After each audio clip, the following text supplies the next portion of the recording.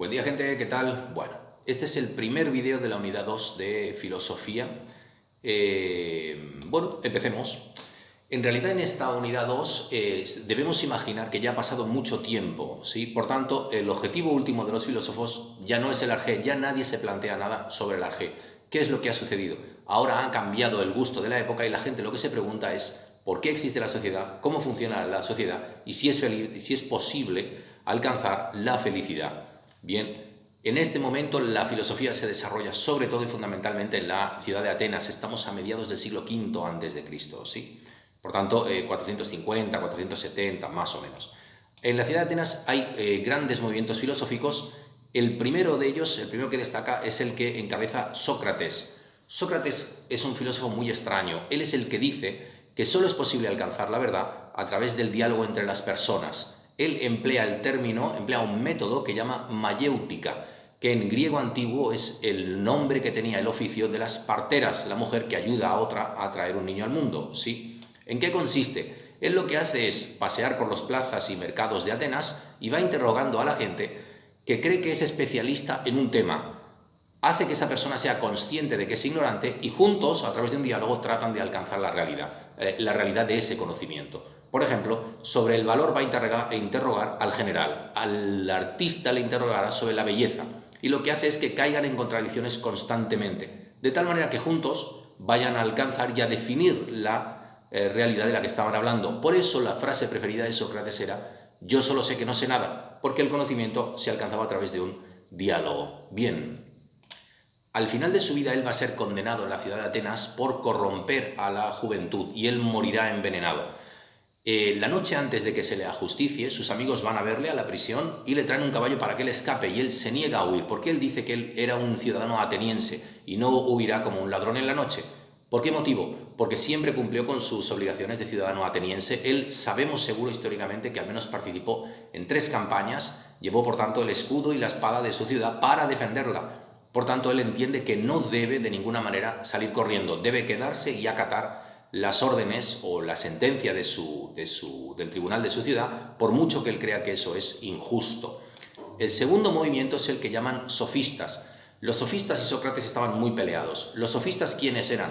Eran unas personas que enseñaban retórica al ciudadano ateniense. La retórica es el arte de hablar en público. En esa época, todos los varones mayores de edad se reunían en el ágora, la plaza pública de la ciudad, de la polis, para tomar parte en los debates sobre la política de la ciudad. Cualquier persona que dominase la retórica tenía ventaja sobre el resto. ¿Qué es lo que pasaba? Que los sofistas enseñaban esa retórica y al mismo tiempo enseñaban a las personas que a veces el interés individual no coincide con el interés de la ciudad. Por tanto, lo que enseñaban a la persona es a ser más egoísta, cosa que era lo que hacía enfadar a Sócrates, porque Sócrates entendía todo lo contrario.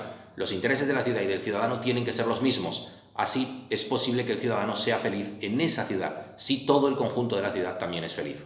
Bien, mientras que los sofistas están enseñando exactamente lo contrario. El tercer gran movimiento o escuela es la que inicia Platón, que era un discípulo de Sócrates. ¿Sí?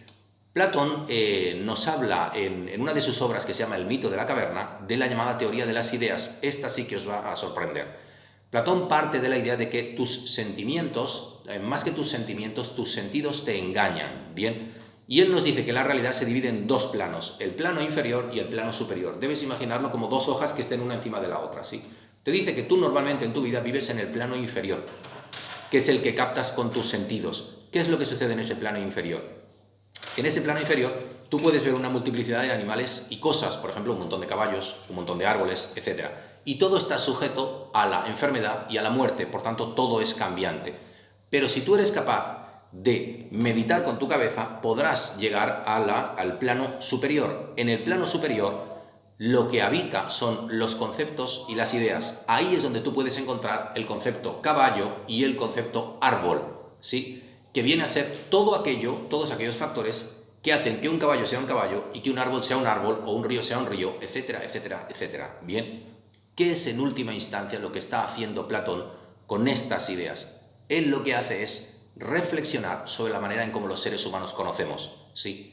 Para que tú seas capaz de entender o de reconocer lo que es un árbol, tienes que comprender el concepto. El concepto solo lo vas a comprender si reflexionas sobre ello, ¿sí? Y una última cosa que él nos dice, el plano inferior y el plano superior están conectados a través de la idea del sol, de la luz del sol. El sol en este caso lo tienes que imaginar como la verdad. Ilumina al plano superior y proyecta sombras en el plano inferior. Las sombras es todo aquello que tú estás viendo, ¿sí? Bien, hasta aquí la mitad de esta unidad 2. Nos veremos en el siguiente vídeo de esta misma unidad. Chao, chao, cuidaos.